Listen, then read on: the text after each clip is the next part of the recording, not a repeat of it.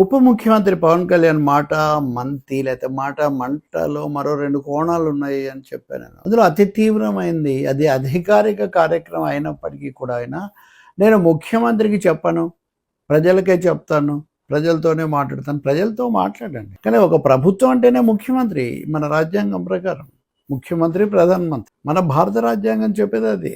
ముఖ్యమంత్రికి చెప్పకుండా నేను ప్రజలతోనే చెప్పేస్తానంటే మీరు ఏదంటే అది చెప్పేస్తే దాని ప్రభుత్వం బాధ్యత తీసుకోవద్దా? క్యాబినెట్ అనేది సమిష్టి బాధ్యత. మంత్రివర్గం సమిష్టి బాధ్యత వహించాలి. మీరు ఆవేశపడిపోయి ఒక విధమైన అసహనానికి గురైపోయి నేను వేదికల మీద చెప్పేస్తాను. మరి మీకు ముఖ్యమంత్రి గారు ఇలా చెప్పమన్నారేమో తెలియదు కానీ పవన్ కళ్యాణ్ గారికి, కానీ ఆయన అలా మాట్లాడడం చాలా ఆశ్చర్యం. దీన్నే అందరూ తీసుకొని ఏ మంత్రికి ఆ మంత్రి నేను ముఖ్యమంత్రి గారు చెప్పను, నేనే ఇక్కడే చెప్తానంటే అప్పుడు ఆ నిర్ణయం ప్రభుత్వానిదా మీ వ్యక్తిగతమైందా? మీ వ్యక్తిగతమైంది అయితే దాన్ని అధికారులు కానీ పాటించాల్సిన అవసరం ఏముంది? ప్రజలు దాన్ని విధానంగా తీసుకోవాల్సిన అవసరం ఏముంది? ఇది ఒక్కసారి కాదు, మీరు చాలా గట్టిగా చెప్పారు అది. ఇక్కడి నుంచి నేను సీఎంకి చెప్పను, లేదు నాకు అప్పుడు మీకు స్వతంత్ర హోదా కూడా మీరు ఇస్తూ ఉంటారు. మీరు హోంశాఖ గురించి ఎన్నిసార్లు మాట్లాడారు పవన్ కళ్యాణ్ గారు? గుడివాడ అమర్నాథ్ హోంమంత్రి వంగలపూడి అనిత మీద ఆ మేకప్ అవి వ్యాఖ్యలు చేసినప్పుడు నేను తీవ్రంగా ఖండించాను. పోతే మొదట్లో ఖండించాను తీవ్రంగా, మొదటి రోజునే. మీరు కూడా ఖండించారు, పవన్ కళ్యాణ్ కూడా. కానీ నిన్న మీరు మాట్లాడింది ఏంటండి? పదే పదే నేను హోంమంత్రిని కాదు కాబట్టి నేరస్తులు బతికిపోతున్నారు, వాళ్ళ అదృష్టవంతులు. అంటే ఇప్పుడున్న హోంమంత్రి సరిగ్గా చేయట్లేదనే కదా. రెండోది, అసలు మీ శాఖ కాని దాని మీద, అంటే ఒక మంత్రి ఎవరైనా సరే తన శాఖ కాని దాని మీద బహిరంగంగా వ్యాఖ్యలు చేస్తే మంత్రివర్గం యొక్క సమిష్టి బాధ్యత అన్నది ఏమవుతుంది? గుడివాడ అమర్నాథ్ అంటే ప్రత్యర్థి పార్టీ నాయకుడు, వాళ్ళు ఎప్పుడు వాదించుకుంటూ ఒకరి మీద ఆరోపణలు చేసుకుంటారు. కానీ ఇక్కడ ఉప ముఖ్యమంత్రి కదా, అంటే కో పైలట్ అంటారు కదా మంత్రివర్గానికి, ప్రభుత్వానికి ఉండి హోంమంత్రి నేను హోంమంత్రి కాదు కాబట్టి వాళ్ళు బతికిపోయారంటే ఇప్పుడున్న హోంమంత్రి వాళ్ళ అలసత్వం చూపిస్తున్నారనే భావన. అటువంటిప్పుడు మీరు విమర్శ చేయాలి కదా. మీరు ప్రభుత్వాన్ని ఏమో విమర్శ చేయట్లేదు, ప్రతిపక్షము తప్పులు గూండాయిజం అంతా బయటదే అంటున్నారు, ప్రభుత్వము అలాగే తొక్కి నార తీస్తాయని అంటున్నారు, హోంమంత్రిని కాదంటున్నారు. ఈ నార తీయటం ఇటువంటి పనులు ఎందుకు తీసుకుంటున్నారు? రెండవది, ఇప్పుడున్న హోంమంత్రిని గురించి పిఠాపురంలో పవన్ కళ్యాణ్ మాట్లాడారు, అప్పుడు అది సంచలనమైంది. ఆ తర్వాత ఆయన తిరుపతిలో కూడా మాట్లాడారు. ఇంకోటి 2 సార్లు కూడా ఆయన మాటలు హోంమంత్రికి వర్తించే విధంగా, హోంశాఖకు వర్తించే విధంగా ఉన్నాయి అని అందరూ భావించారు. ఇప్పుడు అయితే కనుక అసలు ముఖ్యమంత్రి ఉప ముఖ్యమంత్రి మాట్లాడి సీఎం మీద చర్య పెంచాలని నిర్ణయించుకున్నారు, కానీ అప్పుడు హోంమంత్రి అసలు లేరు. తర్వాత ఆమె చెప్పారు. ఇది కూడా తక్కువ చేయటమే కదా.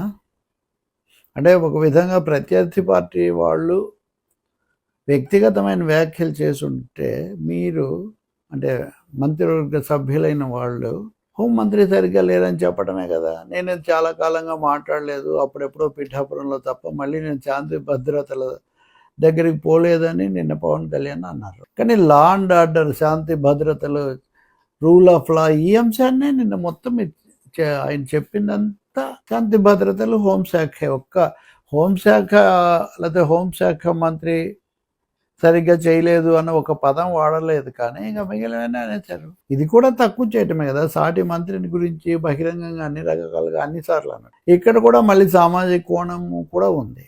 అంతకుముందు వినిపిక అన్నది ఇక్కడ కూడా వస్తుంది కదా. ఇంకొకటి, ఇది అధికారిక సభ, జనసేన సభ్యులు ఏం చేయాలో ఏం చేయకూడదో కూడా మీరు ఇక్కడే చెప్తున్నారు. ఇది ఎలా కుదురుతుంది? ఇదేమన్నా జనసేన సభ? కూటమి అంటే జనసేన ఒక్కటేనా? మాటామంతి అనే అధికారిక కార్యక్రమం ఎస్పీ కూడా అక్కడ వేదిక మీద ఉండగా జరుగుతుందంటే ఇది పూర్తిగా ప్రభుత్వ సభ కదా. సో జనసేన శాసనసభ్యులు ఎంతసేపు నేనే మాట్లాడాలా, మీరు మాట్లాడరా, ఇట్లాంటివి మీరు అన్నప్పుడు పార్టీ అధినేతగా మీరు చెప్పదలుచుకుంది పార్టీ సమావేశంలో కదా చెప్పాలి ఉప ముఖ్యమంత్రి. ఇది ఇంకోటి చాలా, అంటే ఇవి ఈ ధోరణులు పెరిగి ప్రతి ఒక్కరు ఇలా మాట్లాడడం, ప్రతి మంత్రి ఇలా మాట్లాడడం మొదలు పెడితే మంత్రివర్గం యొక్క సమిష్టి బాధ్యత, కలెక్టివ్ రెస్పాన్సిబిలిటీ అన్నటువంటి క్యాబినెట్ సూత్రం ఏమైపోతుంది? రెండవది, ఇప్పుడు మంత్రివర్గ పునర్వ్యవస్థీకరణ అది ఇది చాలా అంటున్నప్పుడు శాఖలు మార్చితే ముఖ్యమంత్రి ప్రిరోగేటివ్, ఆయన మారుస్తారు. కానీ ఒకవేళ ఉప ముఖ్యమంత్రి పర్యావరణం పంచాయతీరాజ్తో పాటు హోంశాఖ తీసుకోవాలనుకుంటే అప్పుడే తీసుకొని ఉండాల్సింది. కానీ సమయం వచ్చిన ప్రతిసారి ఏ సమస్య వచ్చినా ఒక అసందర్భంగా హోంశాఖ సరిగ్గా లేదు. తెలియదా తనన్న మాటల యొక్క ప్రభావం ఎవరి మీద పడుతుంది అన్నటువంటిది తెలియదని మనం కొన్నిసార్లు ఆదేశాలు ఇవ్వడం కూడా చూస్తాం. నిన్న కూడా కొంతవరకు ఇచ్చారు అధికారులకు కూడా. అబ్స్ట్రాక్ట్గా అలాంటి అధికార ఆదేశాలు వేదిక మీద నుంచి ఇస్తే అధికారులు ఎలా తీసుకోవాలి? ఐఏఎస్లు, ఐపీఎస్లు, వాళ్ళ దిగువనున్న సిబ్బంది ఎంత పెద్ద పదవిలో, అధికార పదవిలో ఉన్నా, రాజ్యాంగ పదవిలో ఉన్న వేదికల మీద ఉన్న పలానా చెప్పేసి ఇదే మా విధానం అంటే ఆ విధానానికి ఏమైనా నియమ నిబంధనలు ఉండవా?